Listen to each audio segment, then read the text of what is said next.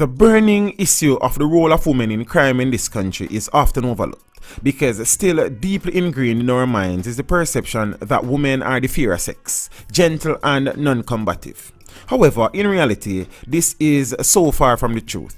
I have sought to get some data on the participation of women in criminal activities in Jamaica and came up with very little. Notwithstanding this, and without a fear of contradiction, I am positing that women are heavily involved in criminal activities, more than meets the eyes. And in that same breath, I am intimating that our women have it in their power to help to influence a dramatic decrease in murders and other violent crimes, inclusive of rape, perpetrated across the length and breadth of Jamaica by males.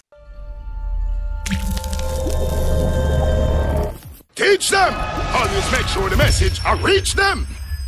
Some of the biggest gang violence I've studied here in Jamaica, Guatemala, Panama, all across are planned by women. In fact, every study we do on violence, we also have to have some amount of work done with women, because the women are usually the war strategists. They're the ones who walk into an area, into a space in very tight clothing but carrying weapons. They're the ones who also quite often determine that a war stops. Usually, for the most part, women have been blamed for washing the bloody clothes of their murderous sons, boyfriends, husbands, or close male relatives.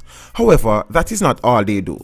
They are often the main beneficiaries of the ill-gotten gains. Indeed, have we ever wondered how so many women in crime-ridden areas are able to live so well?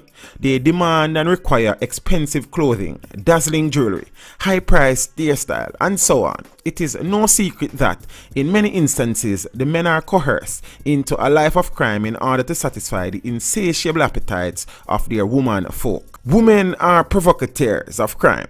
They actively goad, cajole, and even ridicule men into committing crimes. In many instances, having sexual relations with many women rests directly on whether men are able to supply the proceeds from crime or not. Women act as counselors. They aid and abet their male counterparts in their capacities as mothers, girlfriends, sisters, and friends to men whom have made decisions to live outside the boundaries of the laws.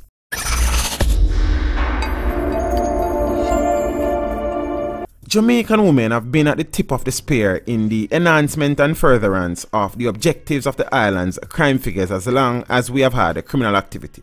Jamaican women have been consistent in providing aid and comfort, offering up even their bodies in the process. Jamaican criminals love to eat and they love sex. Find out where their mothers and girlfriends live and you have dramatically increased your chance of finding them. Jamaican women have been willing participants and exuberant supporters of the purveyors of the island's culture of crime. They are equally as guilty as the men. The support they offer extend beyond the boundaries of physical support, but can be seen in their lying statements that they were witness to police killing wanted gangsters in their bed at 3 a.m.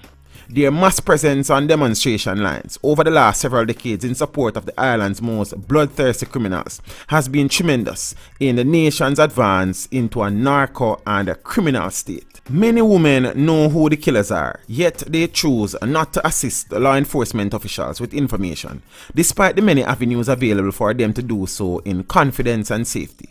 Jamaican women, regardless of their title, mothers, girlfriends, aunts, sisters, or whatever, are true supporters of the criminal conduct of their male associates. They shield the men from police. They go out and demonstrate on their behalf. They lie about events whenever they are killed in confrontations with police.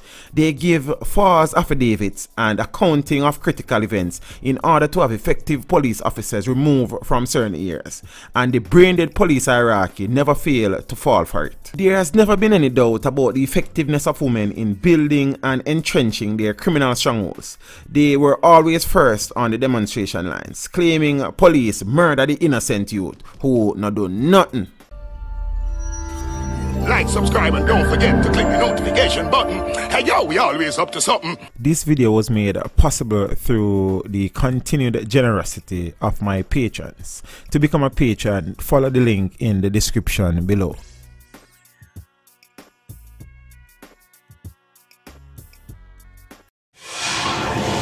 Teach them! Hey yo, hello! Send the message and make it reach them. It's teach them right here. Warlord representing. Thank you for watching. Please leave a comment below. Remember to like and share the video. Don't forget to subscribe for more awesome content. Follow me on social media and check out the suggested videos on screen. This is Teach saying, until next time, walk good, my friends.